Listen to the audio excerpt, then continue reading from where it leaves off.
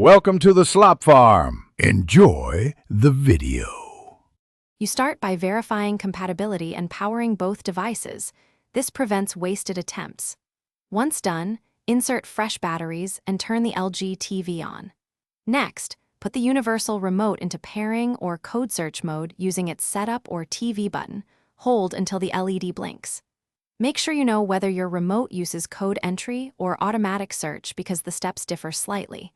If it's automatic, you'll be watching the TV for response while the remote cycles codes. Now you'll locate the right control code so the remote operates volume, power, and inputs. If using manual entry, enter each code tied to LG until the TV responds. If using auto scan, point the remote at the TV and press the scan or code search button. Watch for a channel change or power beep. Once the TV reacts, immediately press OK or enter to save that code. Make sure you test basic buttons after locking it, because some codes only map limited functions.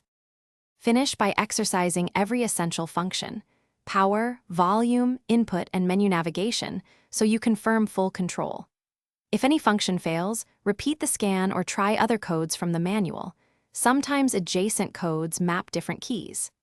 If the remote still misbehaves, remove batteries for 30 seconds or perform the remote's factory reset, then retry pairing. One quick troubleshooting tip: test from 3 to 10 feet and at a direct line of sight. Obstructions or long distances often cause intermittent failures.